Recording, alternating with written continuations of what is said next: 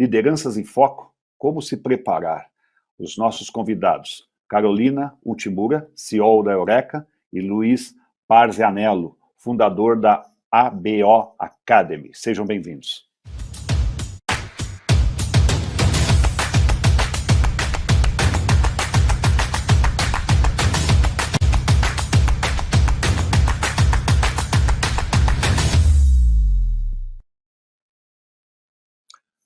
Muito bom, tudo bem, Carolina? Obrigado pela sua pronto atendimento aí de estar participando do nosso painel. Seja bem-vinda. Muito obrigada, Luiz. Prazer demais estar com você e com o Mundo Cop aqui novamente. Legal. Luiz também, obrigado, meu xará, Parzianello, obrigado pela sua participação também aqui, estreando o Cop Talks da Mundo Cop. Seja bem-vindo. Muito obrigado, Luiz Cláudio. Eu sou Luiz Cláudio também, então, xará aí. Nós, muito obrigado pelo... os dois Luiz Cláudio. Carolina, o que você acha? Vai ficar agora tá difícil para mim, hein, gente? Mas muito obrigado pela presença aí, por estar aqui com vocês. Ô, Luiz, você tem que explorar esse C. Você põe C ponto, eu achava que era Luiz Carlos. Então bota Luiz Cláudio lá nas suas redes, para eu saber que você era um Luiz Cláudio, pô. Claro, pra honra. Não, sabe que Luiz Cláudio, só minha mãe me chamava de Luiz Cláudio, aí fica meio, todo mundo me conhece por Parzianello, então eu boto Luiz Parzianello, fica mais curto. Era só minha mãe que me chamava também de Luiz Cláudio. Quando ela fala Luiz Cláudio, é que eu tinha aprontado alguma. Então, assim, já era o toque para eu sair correndo, né? Então, era muito engraçado isso. Mas vamos lá, gente, obrigado. Acho que a gente vai falar de um painel, por mais que nosso tempo aqui é curto, né? Mas é um tema que eu particularmente gosto muito, que é falar de lideranças, né? Ainda mais dentro do cooperativismo, um setor que a gente conhece bem. E eu já quero saber o seguinte, né? Fala um pouco de você, Carolina, Eureka, dá uma palavrinha aqui para o pessoal que está assistindo a gente, para conhecer você um pouco melhor. Boa, perfeito. Boa tarde, pessoal. Peço licença para estar aqui com vocês hoje. Sou a Carol, moro aqui em São Paulo. Venho de uma trajetória muito forte de movimentos jovens, né? Me considero hoje uma ativista pelas juventudes, então, tanto cofundei um pacto das juventudes pelos ODS, também pude representar o Brasil no Y20, o Fórum de Juventude dos Países do G20, fui presidente da Brasil Júnior, né, a Confederação de Empresas Juniores, e hoje tenho muita sorte, né, que meu propósito também está super conectado com a minha agenda de empreendedorismo, né? Então, sou hoje CEO da Eureka, uma consultoria e plataforma digital que busca conectar jovens talentos com o seu início de carreira, né? A gente faz isso muito por programas de estágio, de trainee, né? Tanto na seleção e o desenvolvimento, e também muito forte, né, que a gente se conectou muito com o próprio cooperativismo, né, que vive esse grande desafio de como renovar a sua base, como pensar sucessões, né, então ali a gente tem tanto programas onde a gente fala sobre o propósito do cooperativismo junto com o Cicobi, né, e leva, né, tudo isso ali para jovens das mais diferentes cidades brasileiras, e ao mesmo tempo também, né, o trabalho ali de fomentar os núcleos jovens dentro de algumas cooperativas, como no Sicredi, junto com o Sescop e tudo mais, né? Então, super prazer de estar aqui com vocês hoje, espero poder colaborar nessa pauta que, para mim, é urgente, tanto para o sistema quanto para o Brasil. É isso aí, Carol, obrigado. Luiz, você, fale um pouco de você para a gente. Perfeito. Primeira coisa que eu ia falar, parabéns, Carolina, com a sua idade já, com todas essas conquistas. Naquela época, eu acho que eu não tinha isso aí. Eu ainda estava no mestrado em engenharia biomédica, só para ter uma ideia, em medicina nuclear. E hoje estou aqui falando de liderança, para ver que bizarro. Eu sou engenheiro eletricista. Mas, rapidamente, eu sou CEO da Surya. A Surya é uma empresa, Surya Business Agility Getting Real. Essa expressão em inglês é tornar a agilidade de negócio uma realidade nas empresas, nas organizações. E há uns 20 anos que eu venho trabalhando muito com cultura ágil, desde o desenvolvimento de software e inovação, e hoje se tornou falado em tudo que é lugar, em revistas, grandes empresas procurando isso, e eu passei por toda essas ondas, evolução do nível operacional dos times para o nível tático, coordenação, gerência, gestão de portfólio de projetos, programas, produtos, até que chegamos na alta gestão no nível executivo. E hoje a gente observa as empresas tentando desenvolver o que? As capacidades organizacionais, e principalmente acelerado pela pandemia, de se adaptar às tendências, mudanças de um mercado cada vez mais digital. E sim, a palavra é VUCA, até podemos falar depois, porque isso aí tem a ver com competência, tá? E eu quero até fazer um comentário sobre o dito BANI. E ao longo desse caminho, a gente teve a oportunidade de trabalhar, eu acho que desde 2016 eu venho trabalhando com várias cooperativas. É um grande prazer para mim, eu achei fora de série quando eu comecei a entrar nesse mundo, porque eu comecei a dizer que o pensamento ágil é uma evolução da... Travou minha câmera? Ah, então, para aí só um pouquinho. Né? Na realidade, e travei numa visão muito estranha. Travou o zoom, não foi a câmera. Então, se conseguir me tirar, eu entro de novo. Pode começar com a Carol ali. Oi. Ficou um travamento estranho aí, Luiz. Depois a gente volta com você. Mas vamos lá, Carol. Enquanto o Luiz vai se restabelecer aqui, eu já queria dar uma primeira sapeada nesse assunto. Quais são, hoje, as habilidades que irão construir as lideranças do futuro? Eu queria a sua opinião sobre isso. Aí depois eu faço a mesma pergunta para o Luiz. Essa é aquela pergunta de $1 milhão, assim, né? Qual que é aquela lista de competências que realmente são muito importantes, né? Eu acho que tem várias, assim, mas tentando sumarizar, né? E o que eu vejo de muito importante, né? Eu acho que a primeira delas, né? Que para mim hoje é a minha prioridade, que é como a gente aprende melhor. Né? Eu acho que é muito fácil hoje em dia a gente ter vieses, querer se apegar dentro de um cenário confortável, não querer ver a realidade como ela é e tudo mais, e a gente acaba se perdendo ali dentro, né? E com esse mundo em constante transformação, é extremamente importante que a gente consiga aprender muito rápido, assim como a gente consegue desaprender muito rápido, né, e reaprender muito rápido. Então, talvez essa competência, isso que funcionou até agora, né, não vai ser o que vai nos levar adiante, a gente precisa desapegar de tudo isso, né, então, eu acho que essa competência de conseguir aprender rápido e desaprender rápido é muito importante. Como a gente já sabe, né, com as automações, todas as coisas que a gente tem visto, a capacidade humana, né, da gente conseguir empatizar com o outro, ter a escutativa, ser vulnerável, né, o quanto que nos ensinaram em toda a nossa vida que vulnerabilidade era uma fraqueza, e como hoje a gente vê como um sinal de força, né, de eu conseguir gerar abertura, gerar conexão com o outro também é super fundamental. E uma terceira que eu coloco é saber navegar dentro dessas novas tecnologias, né? Isso eu não estou te falando de saber programar, entender, né, exatamente como eu levanto uma estrutura de IoT, de cloud, todas essas... Eu uso melhor os próprios aplicativos do meu celular. Poxa, eu não vou programar nada com machine learning, mas eu entendo como essa tecnologia pode gerar uma maior eficiência dentro de um projeto que eu estou fazendo, né? Então, saber como utilizá-las, eu acho que é um grande fundamental. Então, dentro de uma lista de dezenas, eu traria essas 3 principais. Perguntei aqui para a Carol o seguinte: quais são as habilidades que irão construir a liderança do futuro? A sua opinião.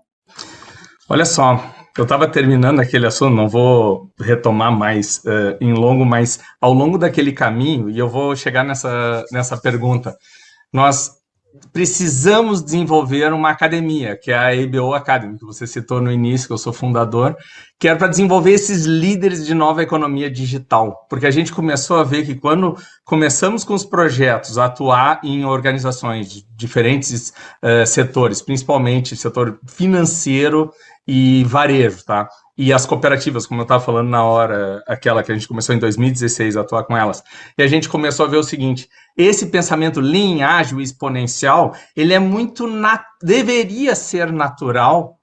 O que aconteceu? A gente vê nos princípios do cooperativismo, se eles forem reescritos, feita uma releitura, reescritos que eu quero dizer uma releitura, a gente começa a enxergar a essência dessa nova economia digital, de tudo que está se falando hoje. Então, o que eu vejo, as habilidades que precisam ser desenvolvidas hoje é de uma liderança, ou seja, visionária, que atue como agente de mudança. Se você realmente quer impactar positivamente o mercado, a sociedade, como se fala nas organizações exponenciais, e isso é da natureza do cooperativismo, eu acho que você tem que aprender técnicas para isso e tornar-se essência disso, está no seu DNA, tá?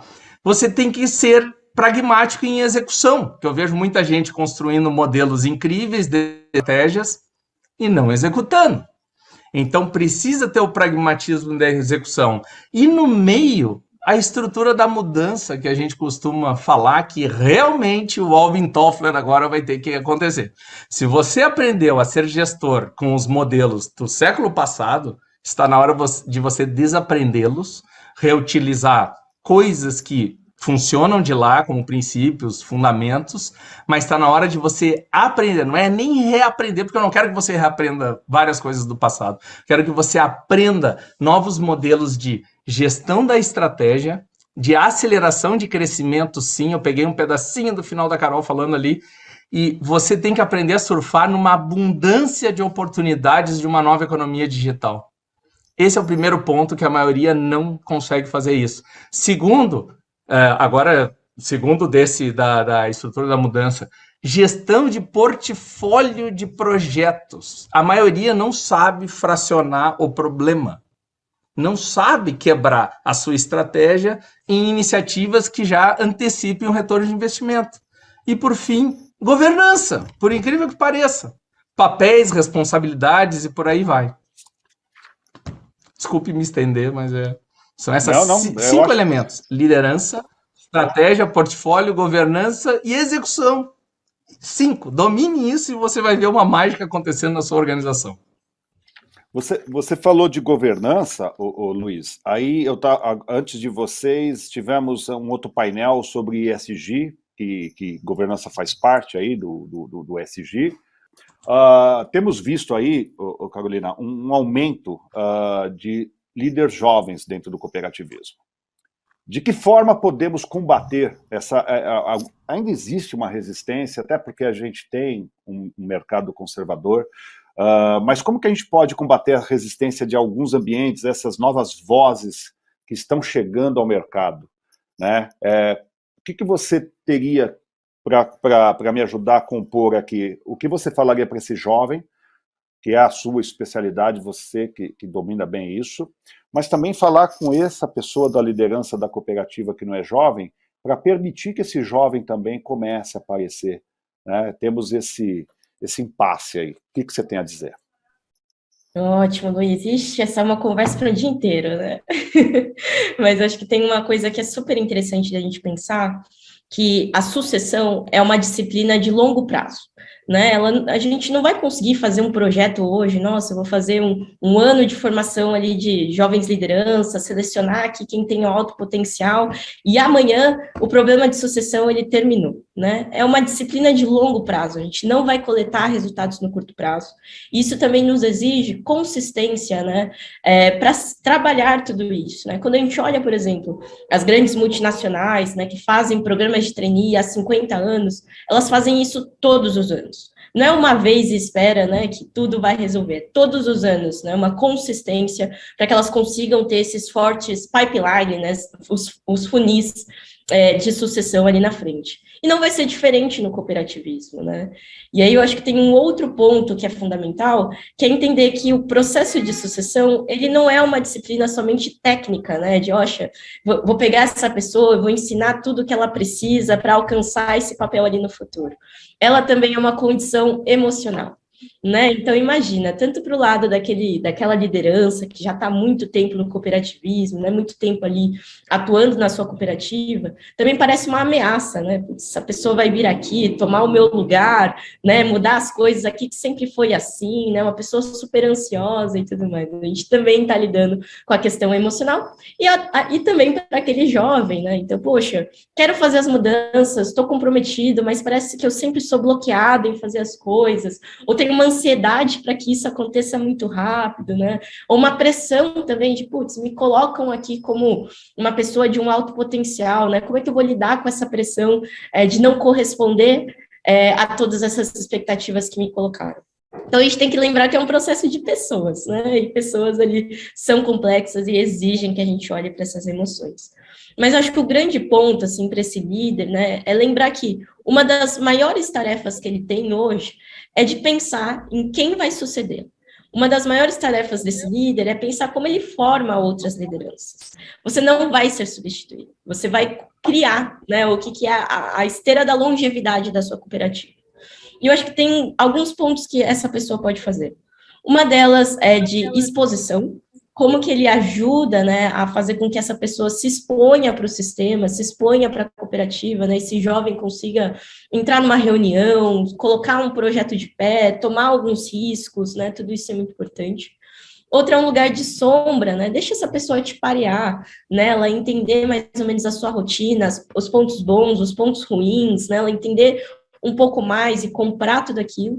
E outra é de capacitar dentro das competências, né, que você vê como fundamentais. Não para agora, mas daqui, sei lá, 5, 10 anos, né, quando ela entrar naquele papel. Né? Então, eu acho que tudo isso é muito importante, além do apoio emocional, né? Se veja como um mentor, uma mentora, né, um parceiro, um patrocinador do futuro dessa pessoa, né? No final, todos nós temos sonhos, medos, frustrações, expectativas, e os livros de gestão, às vezes, colocam isso de lado, mas a gente sabe que eles estão intrinsecamente ligados a esse desafio hoje.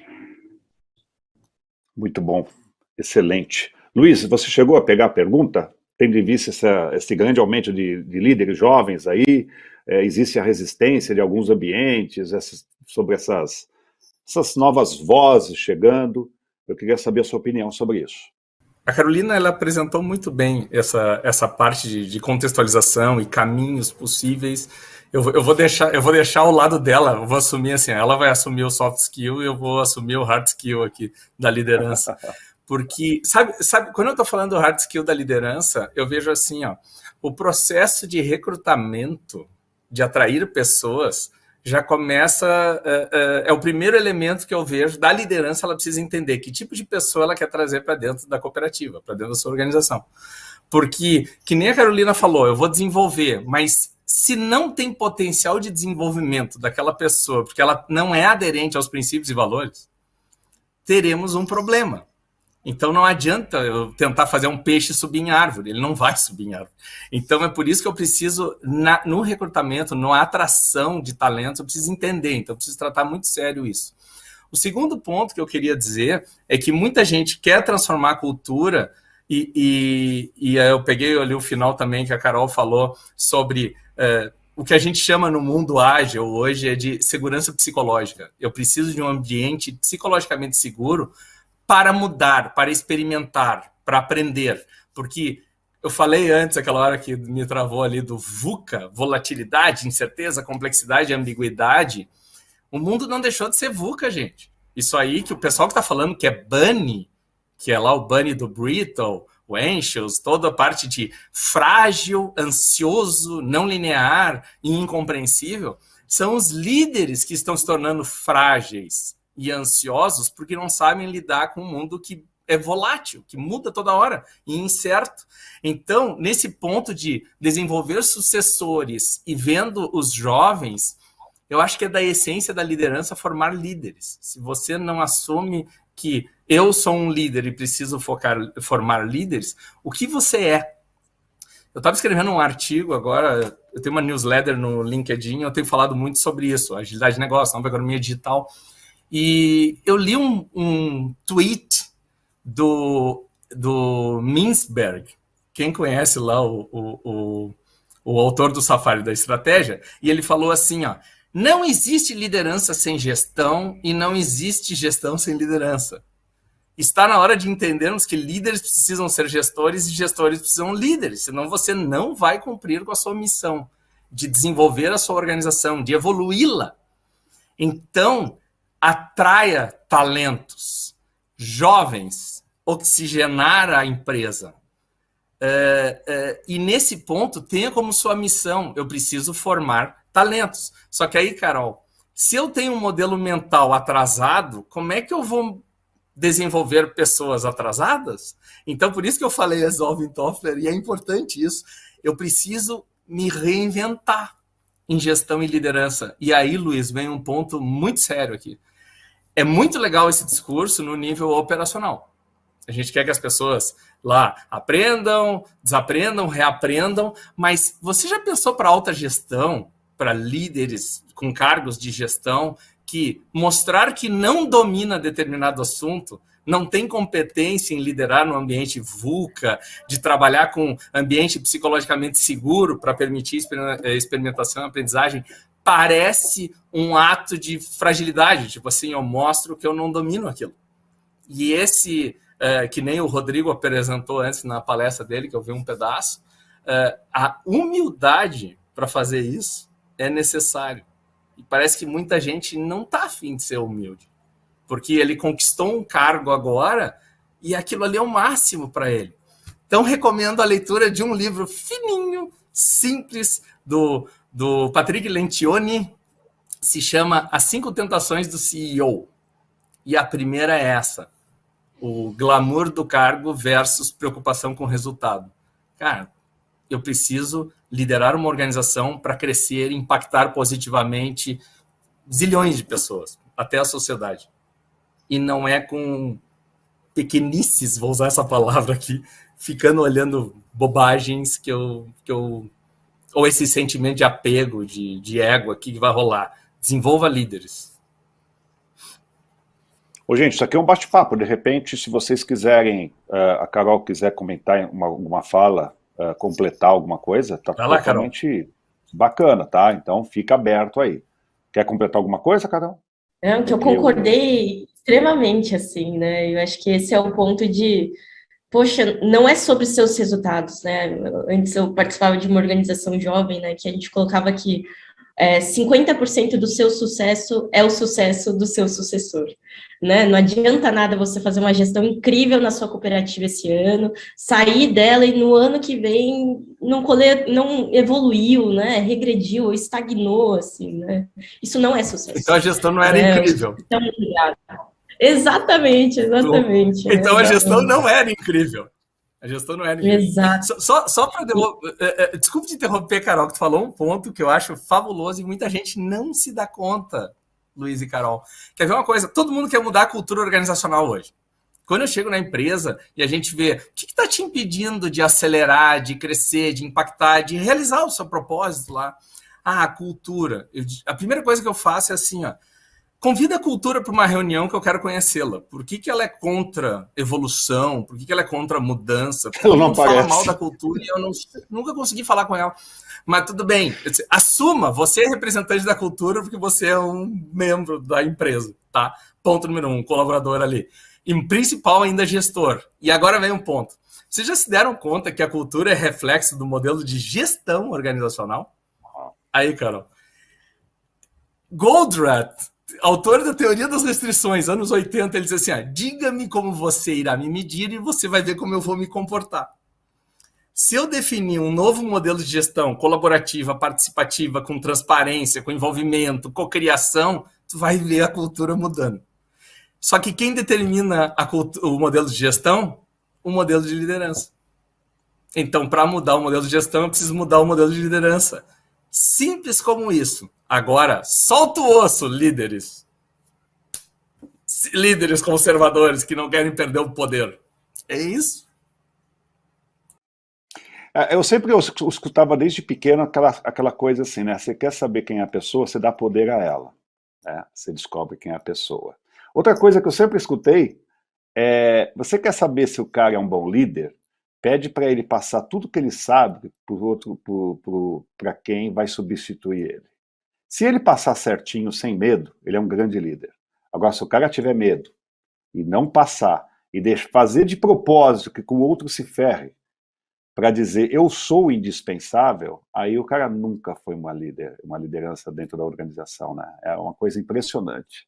E aí, vocês tocaram uns tópicos bem interessantes, e eu quero trazer isso agora, né? Mais importante do que a gente está falando de liderar a equipe,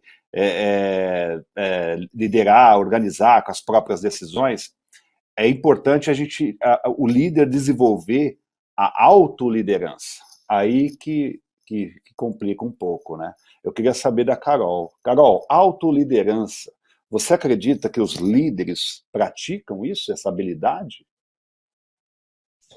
Difícil, né? Falar que todos, né? Mas eu posso dizer que todos deveriam praticar, né? E que eu acho que não existe você ser uma boa liderança das pessoas, uma boa liderança da organização, sem a premissa básica da autoliderança, né? Porque senão, putz, como é que você vai garantir uma coesão entre o que você fala ali na convenção, né? A gente tem aquelas convenções de vendas que a gente fala dos valores, para onde a gente vai e tudo mais, e nas suas microações as pessoas não veem isso, né? E acho que até mesmo o momento que a gente está de mundo hoje, as novas gerações, né, elas são extremamente críticas com a coerência, né? E eu acho que a autoliderança vem para isso, né? E como hoje a gente utiliza desses dois mecanismos que para mim são essenciais, né, para liderar hoje, que é a autoconsciência, como que eu consigo hoje, né, parar, refletir sobre os meus erros, sobre os meus acertos, entender por que eu me comporto assim, né, por que às vezes eu tenho aquele mecanismo, né, de bater ou correr, né, por que isso acontece, quais são os meus padrões, né, como é que eu lido melhor e eu escolho, né, ao invés de reagir. Eu acho que essa autoconsciência, a gente viu aí nos 2 últimos anos da pandemia, o quanto que elas foram fundamentais para a gente garantir saúde nas nossas relações e para a gente mesmo, né.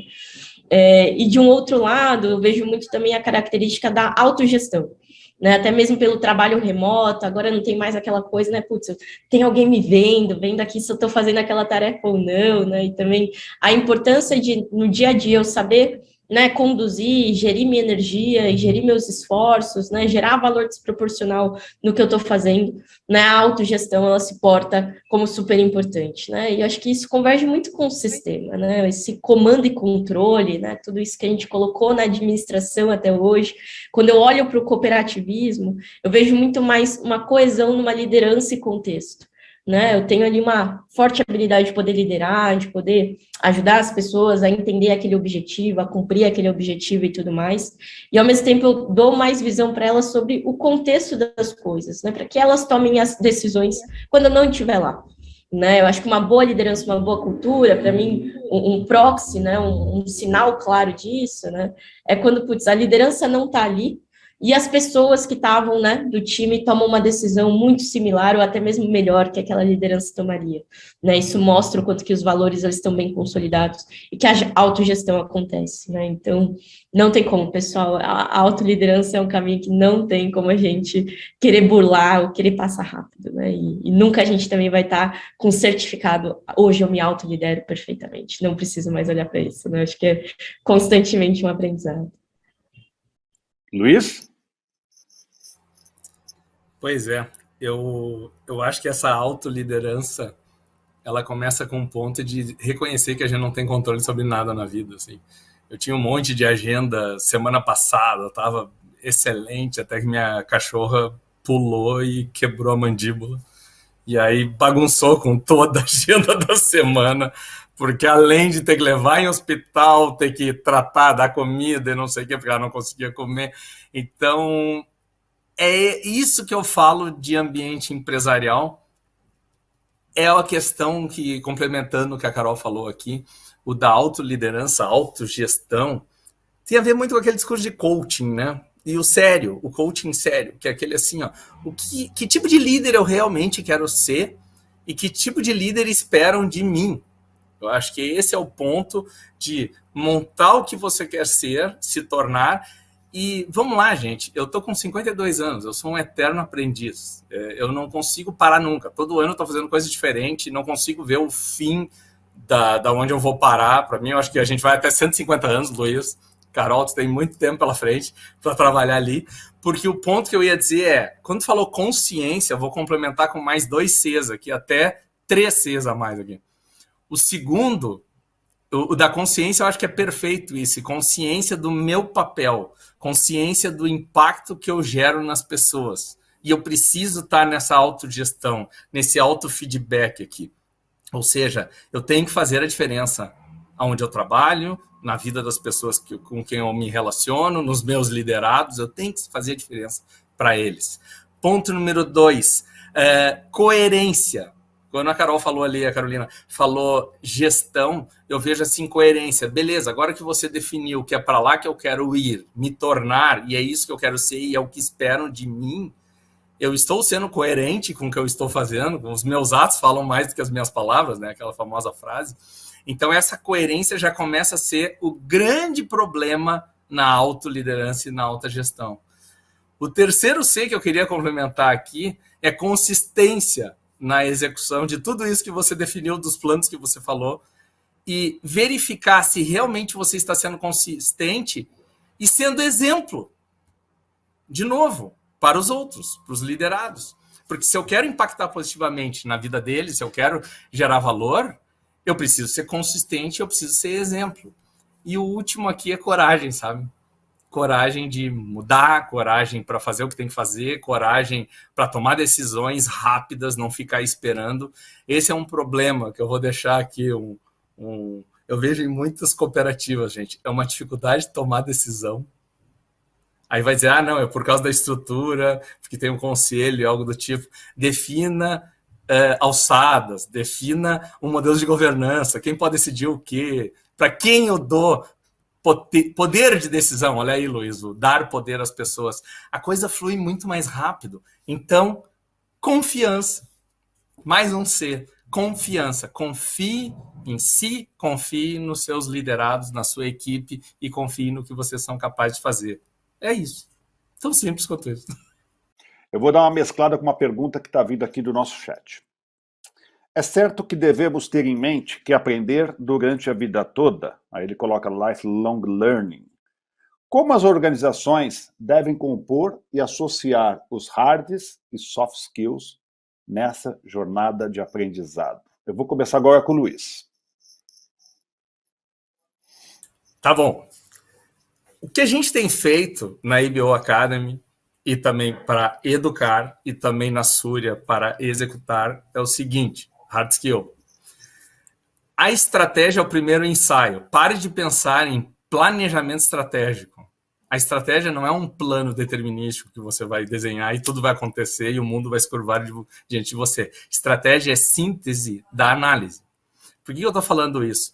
Porque está na hora de parar de pensar em planejamento estratégico e torná-lo gestão da estratégia. O que significa isso? Revisão de evolução organizacional, capacidades organizacionais, competências, trimestralmente, é o que está o ritmo hoje no mercado. O famoso quarter, lá o trimestre americano. O que acontece aqui? Quando eu faço isso, eu tenho os meus projetos, não tenho meus programas estratégicos. Gente, vocês não têm ideia do laboratório de liderança que é isso. Porque no momento que você pega um programa estratégico e coloca nas mãos de um jovem com poder de decisão, e você sendo sponsor, não somente em orçamento, mas sendo o padrinho dele ali, o mestre dele ali, que vai ter que sustentar se ele está pronto ou não para tomar determinadas decisões, é na prática que ele está tendo que mostrar capacidade de engajamento, de inspiração, de tomada de decisão, de orquestração da mudança, da evolução organizacional. E isso tem a ver com governança, porque a gente precisa de uma gestão matricial mesmo, não mais, ou em rede, e não mais em hierarquias. E isso é um grande desafio. E eu vejo que só é possível de ser feito sob orientação, com mentoria, tá? Mas é sair da água para o vinho, assim, para quem gosta de vinho, óbvio, né? Da água para o vinho. Porque ali você começa a ver desenvolvimento de competência junto com desenvolvimento de novas capacidades organizacionais e a aceleração da conquista de resultados. É o teu laboratório de aceleração com o laboratório de liderança. Então é esse ponto, eu não sei se eu respondi aqui a questão, mas é isso que eu junto liderança com o hard skill da gestão. Funciona. Carol?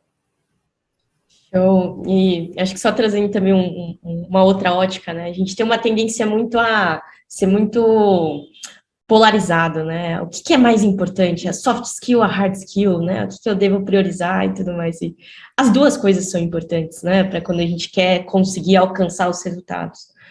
O que mais vale é entender que essas competências, elas são diferentes. Especialmente a forma de obtê-las é diferente, né? Hoje o que eu vejo, assim, é que a hard skill, ela é um pouco mais fácil de desenvolver no sentido de ser mais rápida. Eu acho que ela é mais rápida de você desenvolver, né? Putz, entendi ali uma competência, vou treinar, vou aplicar, vou usar uma ferramenta e tudo mais, né? Enquanto a soft skill ela é um pouco mais longa, né? Um pouco mais profunda, um pouco mais demorada para a gente desenvolver. Porque a gente vai falar ali nas soft skills, às vezes, sobre coisas que estão lá naquela parte de baixo do iceberg, né? A gente está vendo o comportamento, mas por trás tem as nossas crenças, né, os nossos valores, o que foi nos ensinado, algum trauma. Putz, é difícil alguém ter uma escutativa do nada quando, por exemplo, o ambiente familiar daquela pessoa sempre foi um ambiente muito fechado, de muita crítica e tudo mais, né? Ela vai precisar desconstruir uma sequência de conceitos em cima disso.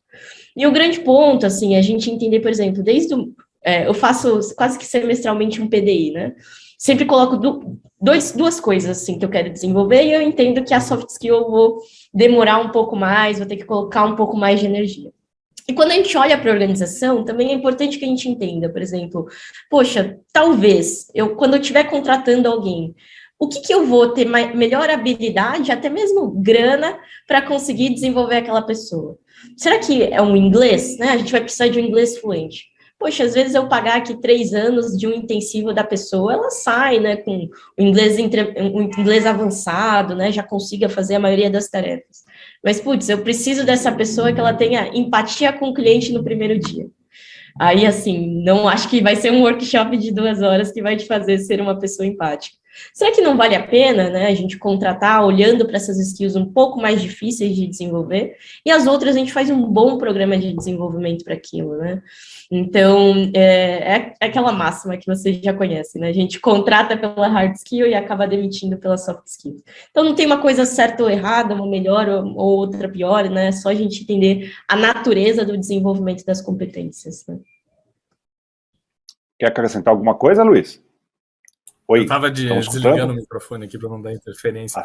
Não, a única coisa só que eu complementaria o que a Carolina falou eu concordo plenamente, assim, a hard skill é mais rápido, assim, o modelo está ali, mas são as soft skills que impedem o aprendizado da hard skill. São as crenças limitantes, é isso que eu quero dizer. E aí, quando ele vem com as crenças limitantes, manifesta o medo.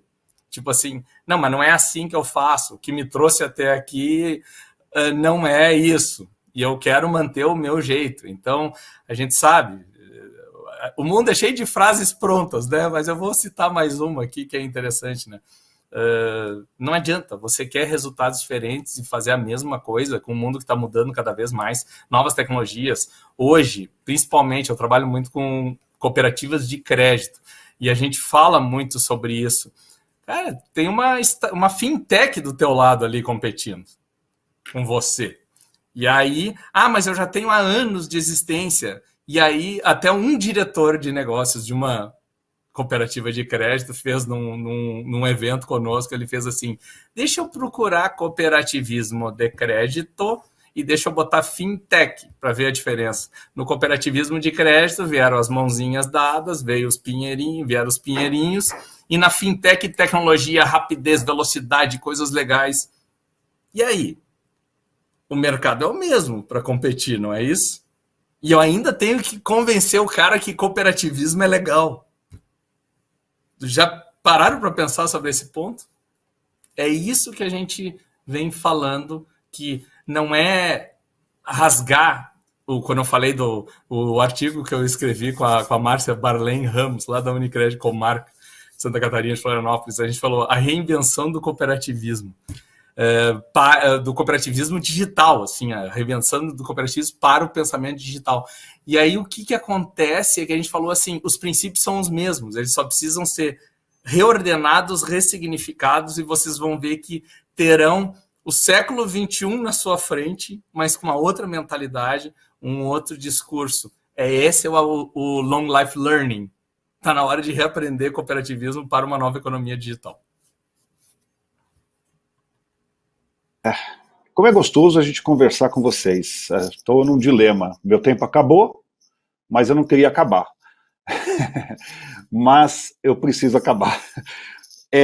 Eu quero deixar aqui, antes de eu agradecer a presença de vocês, eu queria as considerações finais, Carolina. O que você tem para dizer para esse público que está assistindo a gente agora sobre o tema e sobre a sua experiência? O que devemos pensar para o futuro? Boa, primeiro, super agradecer aí, sempre um prazer estar com vocês, falar desse tema que eu adoro, mas acho que a minha principal mensagem é o cooperativismo, né, como a estrutura deles, é muito difícil uma cooperativa falir, né, acho que a estrutura é tão bem feita, né, o estatuto é tão bem pensado, assim, o sistema foi muito bem pensado realmente, assim, para que isso aconteça. O maior risco é a gente não conseguir formar a próxima geração de lideranças, né? De pessoas que realmente acreditem nesse propósito, que estejam capacitadas para isso e vejam realmente na cooperativa um espaço para que ela possa crescer.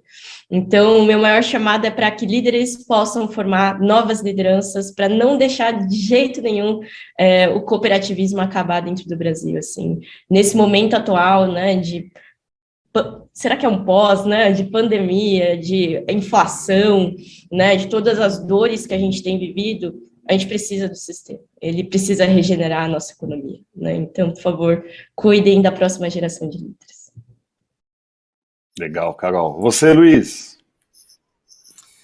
Vou complementar, então, essa parte da Carol e antes agradecer. Muito obrigado pelo convite mais uma vez, por estar aqui, espero ter contribuído com algumas ideias, alguns pensamentos, reflexões.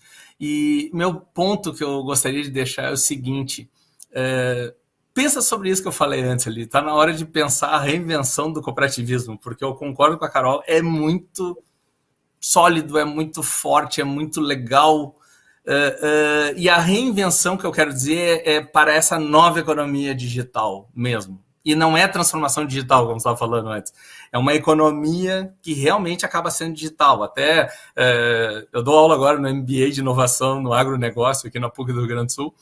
E a gente está falando, não é um problema de software e tecnologia, mas até lá no meio do campo a gente está falando em tecnologia, inovação e modelos de gestão. Fui dar aula de estratégia exponencial para agricultores, só para vocês terem uma ideia. Então, é isso que está rolando. Então, vocês têm uma grande oportunidade na mão. Eu acho que tem já é provado que é um diamante aquilo ali. E eu não vou dizer que é um diamante ainda não lapidado, já está lapidado, mas agora está na hora de lapidar de novo para uma nova fase. Então, não desperdicem essa oportunidade. Eu acho que é incrível a quantidade de pessoas que estão desejando trabalhar, se engajar numa coisa desse tipo. Se fala muito, que nem eu estou falando de organizações exponenciais, fala que empresas exponenciais têm um propósito transformador massivo. Todas tiveram, por isso que atraiu cada vez mais gente para se engajar nessa transformação. Parece utopia, mas não é. Esse cenário futuro. E aí o que a gente vê é que o cooperativismo tem isso dentro dele. Então já é um meio caminho andado. Então, muito sucesso a todos e que cresçam, prosperem, gerem, eduquem e cumpram com as suas missões. Obrigado. Gente, vocês não fazem ideia de como eu fiquei feliz de ter vocês aqui com a gente, tá? Para falar de liderança. Obrigado, Carol, por mais a sua participação. Luiz, um prazer te conhecer. E as portas de Mundo Coop estarão sempre abertas para vocês. Obrigado os dois, viu?